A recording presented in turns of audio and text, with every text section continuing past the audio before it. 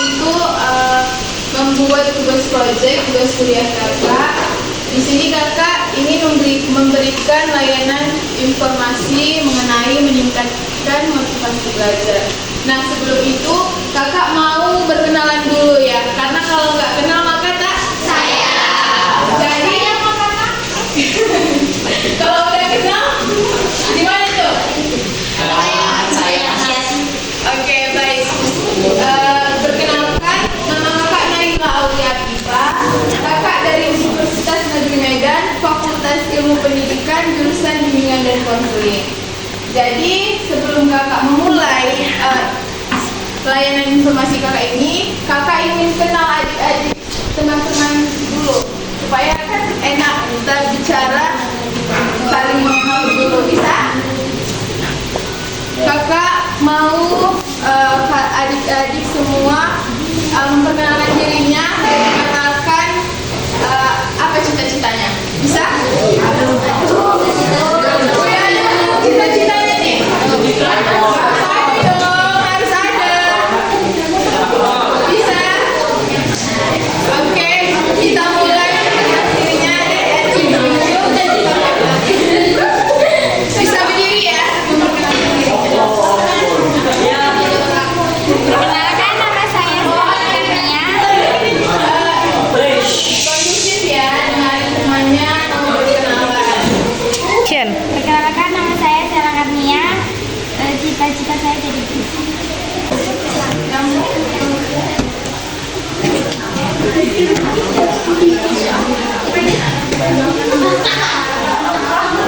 Cita-cita saya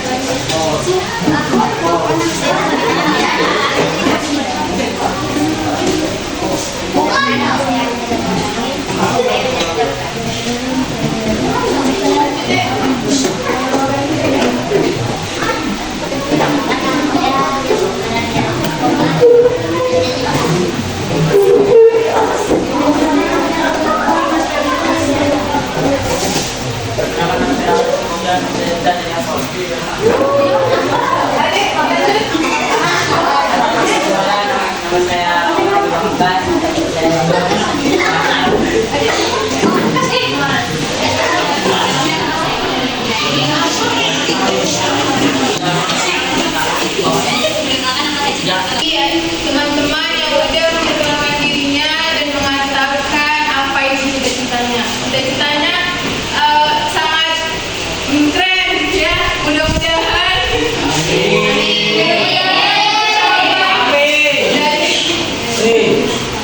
Oke, di sini kakak mulai layanan informasi kakak mengenai meningkatkan motivasi belajar. Nah, di sini kakak mau nanya, pernah nggak teman-teman kalau mau belajar itu pasti merasa malas dalam belajar? Pernah nggak? Pernah nggak? Ya kan? Jadi pasti dikarenakan bosan atau capek, ya kan?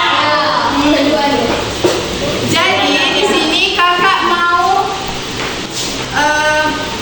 menjelaskan mengenai gaya belajar dan motivasi belajar. Supaya pembelajaran kita lebih efektif dan efisien, kita harus mengenali gaya belajar kita dan apa itu motivasi belajar.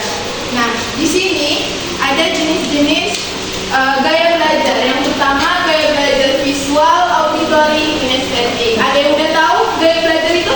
Udah pernah dengar belum? Oh ya.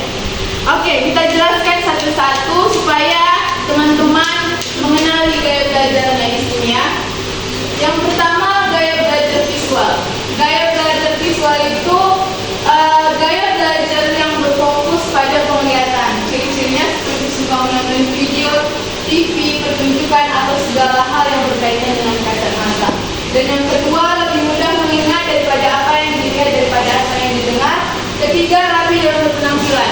Nah, di sini kakak ingin mengasihkan contoh supaya adik-adik lebih paham apa itu gaya belajar visual. Nah, gaya belajar visual itu berfokus pada penglihatan. Jadi misalnya nih, adik-adik punya tugas mencatat. Ada nggak yang memakai pulpen warna-warni gitu untuk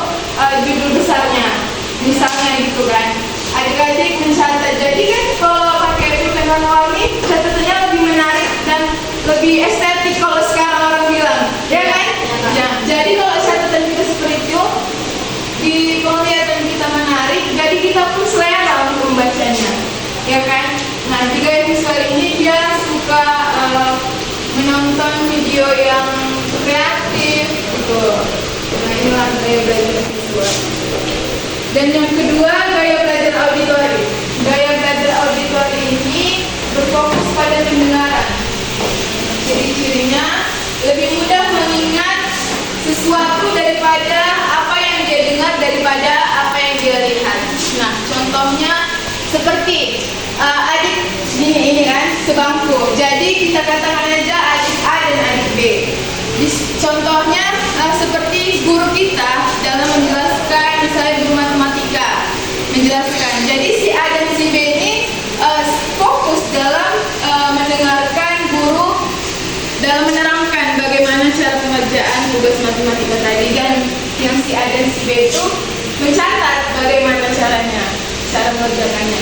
Jadi ketika sampai di rumah kan ada tugas tuh biasanya, ya kan, tugas PR mengenai apa yang dijelaskan guru tadi. Jadi si B tadi dia lebih berfokus pada gaya belajar auditori, dia lebih berfokus pada pendengaran. Jadi walaupun dia udah mencatat apa yang dijelaskan guru tadi, tapi sampai rumah dia lupa karena dia cuma melihat catatannya tadi. Jadi dengan bagaimana caranya supaya dia mengerti, dia menelponlah kawan si A tadi, ditanya dia, kayak mana tadi tugas yang dikasih ibu ini tadi. Jadi si A menjelaskan gini-gini dengan bahasa dia. Jadi gaya si B tadi karena berfokus pada gaya belajar auditori, dia lebih memahami apa yang dia dengar daripada dia melihat catatannya sendiri. Dan yang ketiga, gaya belajar kinestetik. Nah, gaya belajar kinestetik ini melibatkan gerakan, yaitu ciri-cirinya menyenangi belajar dengan metode praktek. Yang kedua, kadang kesulitan dalam menulis tetapi pandai bercerita. Ada nggak yang seperti itu? Dia nggak bisa menuliskan, tapi dia bisa menyimpulkannya itu dengan kalimat. Pasti ada, ya kan? Susah kita tulis, tapi kita bisa mengatakannya. Nah, inilah dia gaya kinestetik. Gaya yang melibatkan gerakan. Contohnya seperti kita contohkan kayak mendengarkan lagu yang kita sukai, misalnya lagu bahasa Inggris. Lagu bahasa Inggris kita dengarin, itu nggak mendengarkan aja, ya. Kita bisa melatih kosakata kita dalam bahasa Inggris. Nah, itu bisa kita contohkan sebagai belajar yang melibatkan gerakan atau praktek. Terus contoh kedua, misalnya ada yang suka ekstrakurikuler di sekolah mengikuti kegiatan. Nah, itu juga termaksud pembelajaran dengan metode praktek. Nah, dari tiga gaya belajar ini udah adik udah tahu belum gaya belajarnya? Gaya belajar visual, auditori, atau kinestetik? Visual. Ada yang visual, ada yang auditori, ada yang kinestetik. Nggak akan sama karena pengertian. Karena setiap orang itu pasti berbeda-beda, memiliki kemampuannya masing-masing. Oke? Kita lanjut. Motivasi belajar. Nah, motivasi adalah dorongan atau dukungan untuk kita melakukan sesuatu, yaitu belajar. Belajar adalah proses kita untuk mengetahui banyak hal, atau dari yang kita tidak tahu kita jadi tahu. Nah, inilah pengertian motivasi belajar itu. Nah, motivasi belajar itu didasari dari dua hal. Ada motivasi intrinsik, ada motivasi ekstrinsik. Ada yang udah tahu motivasi intrinsik? Kakak gini itu udah tahu ya, Pak? Ada yang pernah dengar? Enggak ya? Oke, kita jelasin ya. Motivasi intrinsik. Motivasi intrinsik ini adalah motivasi yang berasal dari diri kita sendiri.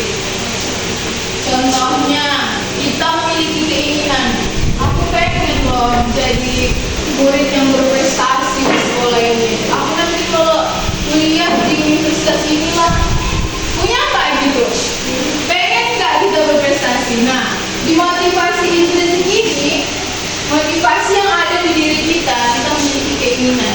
Jadi kalau kita memiliki keinginan, kita mau jadi orang yang berprestasi di sekolah ini, kita kenapa? Harus apa? Harus belajar kan? Nggak tidur cuma scroll TikTok, bisa nggak jadi orang yang berprestasi? Ya, nggak. Jadi, nah itulah salah satu dorongan dari diri kita, yaitulah motivasi intrinsik. Nah, yang kedua, motivasi ekstrinsik adalah motivasi yang berasal dari luar diri kita, misalnya lingkungan. Kita ambil contoh dari keluarga aja nih. Pernah nggak adik-adik orang tuanya pernah bilang, atau mamanya ya, nanti kamu kalau juara 1 mau beliin kereta. Pernah nggak? Pernah nggak ngerasain? Pernah aja lah dulu bilang ya. Pernah, pasti ada yang pernah dijanjiin gak usah beli kereta, nanti kalau kamu apa bilang aja sama mak biar mak beliin. Tapi kan juara 1 pernah nggak mau mak bilang? Pernah kan? Nah, itulah salah satu motivasi ekstrinsik dari lingkungan kita. Jadi itu adalah dorongan. Jadi kan kita terdorong.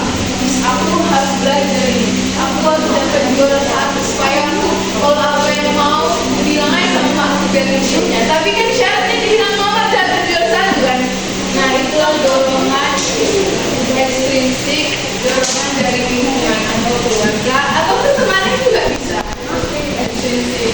Kalau intrinsik dari diri kita sendiri. Oke, dari yang Kak jelasin tadi udah final kan kayak belajarnya. Dari yang 3 tadi, kalau adik-adik udah mengenali gaya belajarnya, misalnya aku gaya belajar itu auditori, karena aku lebih suka mendengar daripada membaca. Ada nggak yang kayak gitu? Kalau membaca aku bosan, tapi aku lebih suka nengok video yang lebih menarik. Ada nggak gitu?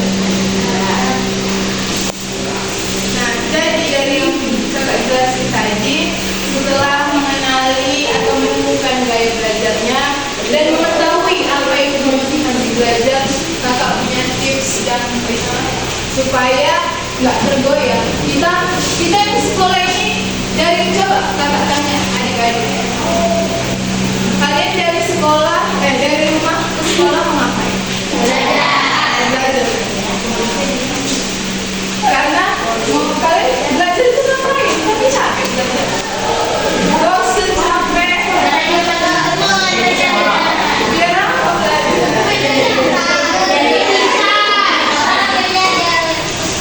Biar jadi orang yang sukses. Karena kalau kita nggak belajar, pernah nggak kalian lihat orang yang sukses tapi dia nggak pintar? Nggak pintar ya, bukan nggak bilang gitu ya. Nah, ini tipsnya supaya nggak tergoyah. Yang pertama, kenalilah gaya belajar kalian dulu. Gaya belajar apa tadi? Kalau kalian terapkan tadi, insya Allah lancarlah pembelajaran kalian ya. Yang kedua, buatlah skala prioritas dan tujuan mengenai masa depan kalian. Nah, dari yang skala itu kayak tadi bilang apa itu cita-citanya. Terus nanti kita harus membuat skala, nanti kalau aku tamat SMP ini, aku mau SMA di sana lah, nanti kuliahnya di sana, saya kuliah nanti kerja yang baik itu. Kita harus punya skala. Kita nggak bisa asal sekolah, pulang sekolah, sama sekolah, nyambung sekolah lagi, saya sekolah ngapain? Harus punya tujuan semua, ya kan? Nah, harus kita skala, kita harus memandang ke depan, kita mau jadi apa. Dan ketiga, lihatlah motivasi dari kalian untuk mewujudkan cita-cita.